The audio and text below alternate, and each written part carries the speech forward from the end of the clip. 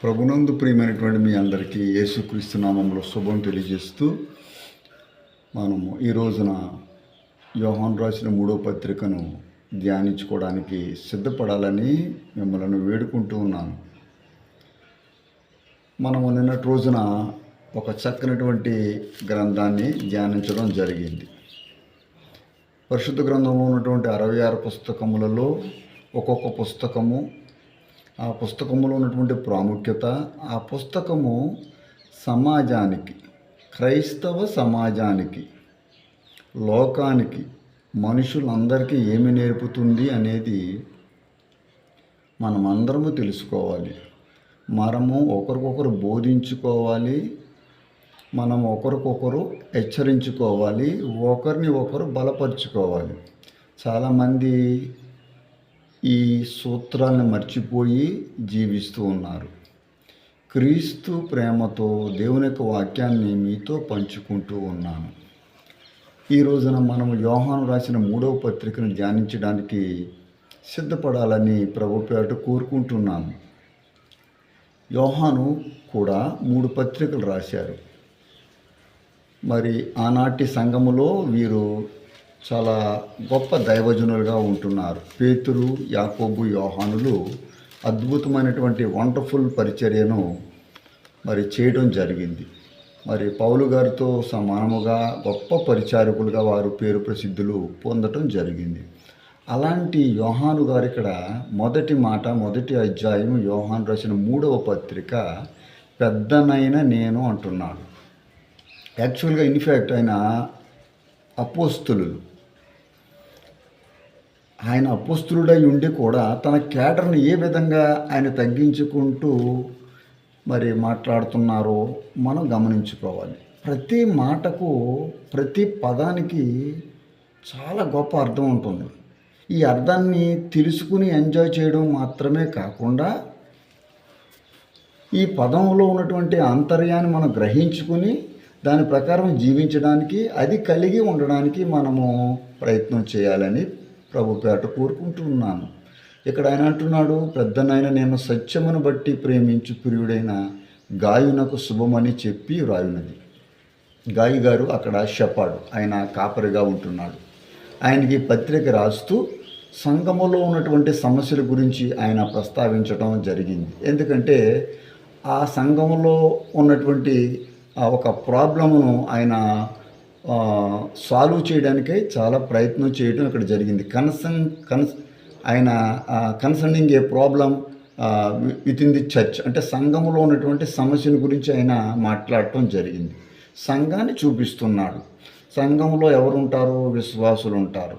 ఈ విశ్వాసులు ఎలా ఉండాలి, ఈ విశ్వాసులు ఎలా ఉండకూడదు అనేవి ఆల్మోస్ట్ పేతురు కానీ, యాకోబు గారు కానీ, యోహాను కానీ, పౌలు గారు కానీ, తిమోతి కానీ అందరూ చెప్పుకుంటూ వచ్చారు. అలా చెప్పిన వారిలో ఈ యోహాను కూడా ఒకరు. ఈయన శుభమని చెప్పి వ్రాయినది. ఈ పత్రికలన్నింటిలో సుమారుగా శుభము అనే పదం మనకు కనబడుతుంది. ఈ భక్తులు రాసినటువంటి పౌలు గారు, తిమోతి గారు, లేకపోతే పేతురు గారు, యోహాను గారు, యాకోబు గారు మరి రాసిన ప్రతి పత్రికలో మనకి శుభము శుభము శుభము. ఈవెన్ యోధా రాసిన పత్రికలో కానీ శుభము అనే పదం కనబడుతుంది. అవును, మనం ఇతరులకు శుభములను అందించాలి, ఇతరులకు శుభం కలిగేలాగా చూడాలి. ఆల్ ది టైం మనం అంతా కూడా మనము శుభమే పలకాలి, ఇతరులకు మేలు జరగాలి. మన ద్వారా, మన మాట ద్వారా, మన క్రియల ద్వారా ఇతరులకు శుభాన్ని తీసుకొచ్చేవారిగా మనం ఉండాలి. ఆయన అంటున్నాడు, ప్రియుడా, నీ ఆత్మ వర్ధిల్చున్న ప్రకారము నీవు అన్ని విషయంలో వర్ధిల్చు సౌఖ్యంగా ఉండవాలని ప్రార్థించుచున్నాను. నీవు సత్యమును అనుసరించి నడుచుకున్నావు గనుక. ఇక్కడ కొన్ని పదాలు, ప్రత్యేకమైన పదాలు కనపడతాయి. ఆ పదాలు మనం ధ్యానించడానికే ఈ రోజున ఈ వాక్యాన్ని మీ ముందు నేను తీసుకొని వచ్చాను. సత్యము 6వ వచనంలో వారు నీ ప్రేమను గూర్చి, 8వ వచనంలో ఉపకారం చేయ బద్ధులమై ఉన్నాము. 1 నుంచి 8 వచనాలు మనం చూస్తూ ఉన్నప్పుడు 9వ వచనంలో నేను సంఘమునకు ఒక సంగతి వ్రాసి తిని. సంఘము అనగా మనము. సంఘము అంటే కేవలం ఒక 4 గోడల ఆలయము, లేక బిల్డింగ్ కాదు. సంఘము అంటే ప్రతి విశ్వాసి ఒక సంఘము. మనమే ఆయన సంఘమై ఉన్నాము. ఈ సంఘానికి అంటే మనకు ప్రభు అయిన యేసుక్రీస్తుల వారు ఈ యొక్క పత్రిక రాస్తున్నట్టుగా మీరు భావించాలి. నీవు సత్యమును అనుసరించి నడుచుకొనుచున్నావు. ఆయన యొక్క సాక్ష్యం గాయి గారికి ఈయన పత్రిక రాస్తూ నీవు సత్యమును అనుసరించి నడుచుకున్నావు గనుక, మరి ఆయన సత్యము ప్రకారం నడుచుకుంటున్నారు కాబట్టి మనం దేని ప్రకారం నడుచుకోవాలి? ఇది కేవలం వినడానికి మాత్రమే వినసొంపుగా పెట్టుకోవడం కాదు. ప్రతి పదాన్ని ప్రాక్టికల్గా మనం ఇంప్లిమెంట్ చేయాలి. We should be implementers of God's word. దేవుని యొక్క వాక్యాన్ని మన భూలోకంలో ఇంప్లిమెంట్ చేయవలసిన వాళ్ళం. మనం కేవలం హీరర్స్ అంటే వినేవాళ్ళు మాత్రంగా కాకుండా, కేవలం మరి చెప్పేవారుగా కాకుండా, వీ షుడ్ ఇంప్లిమెంట్ ఇట్. సత్యమును అనుసరించి మనం సత్యం అనుసరిస్తున్నామా? మన యొక్క త్రోవల్లో, మన మార్గాల్లో, మన ఆలోచనల్లో, మన పనుల్లో, మన క్రియలలో సత్యం కనబడుతుందా? నా పిల్లలు సత్యమును అనుసరించి నడుచుకున్నారని వినుట కంటే నాకు ఎక్కువైన సంతోషం ఏమీ లేదు, ఏదీ లేదు. 4వ వచనం. మనమందరము కూడా సత్యం ప్రకారం నడుచుకోవడం. సత్యం అంటే ఎవరు? దేవుడే సత్యం. దేవుని యొక్క ఆజ్ఞ ప్రకారం నడుచుకోవడం, దేవుని యొక్క ఆజ్ఞను తెలుసుకోవడం, మరి దేవుని యొక్క ఆజ్ఞలు పాటించడం, అది సత్యం. నా పిల్లలు సత్యం అనుసరించి నడుచుకుంటున్నారని వినుట కంటే నాకు ఎక్కువైన సంతోషం ఏదీయూ లేదంటున్నాడు. అవును, దేవుడు కూడా అదే సంతోషం. దేవుణ్ణి సంతోషపరచాలి, దేవుణ్ణి ఉల్లాసపరచాలి. మనుషులను సంతోషపరిచేవారుగా మనం ఉండకూడదు. ఇక్కడ 6వ వచనంలో వారు నీ ప్రేమను గూర్చి సంఘం ఎదుట సాక్ష్యం ఇచ్చిరి. మరి మన గురించి సంఘం ఏం సాక్ష్యం ఇస్తుంది? లోకం ఏం సాక్ష్యం ఇస్తుంది? ఈ రోజున సంఘానికి సంఘం versus world, church versus world, లోకానికి మనకు మరి మధ్యన ఎన్నో భేదాలు కనబడుతున్నాయి. ఈ భేదాలు, ఈ గ్యాప్ ఎలా ఫిలప్ అవుతుంది అంటే, వారు మనల్ని చూసి మనలో ప్రేమను వారు తెలుసుకొని వారు దేవుడి దగ్గరికి రాగలగాలి. నీ ప్రేమను గూర్చి సంఘం ఎదుట సాక్ష్యం ఇచ్చిరి వారు. మీ వారు నీ గురించి ఏం సాక్ష్యం ఇస్తున్నారు? మీ బంధువులు మీ గురించి ఏం సాక్ష్యం ఇస్తున్నారు? మీ స్నేహితుల దగ్గర మనకున్నటువంటి సాక్ష్యం ఏమిటి? మీ సంఘంలో పెద్దలు మీ గురించి ఏం సాక్ష్యం చెప్తున్నారు? దైవజనుడు మీ గురించి ఏమని సాక్ష్యం చెప్తున్నాడు? కొంతమంది విశ్వాసుల గురించి నేను సాక్ష్యం చెప్తాను, వీరు మంచి పరిచర్య చేస్తున్నారండి, మీరు మంచి మరి క్రమశిక్షణ కలిగినటువంటి విశ్వాసులుగా ఉన్నారండి.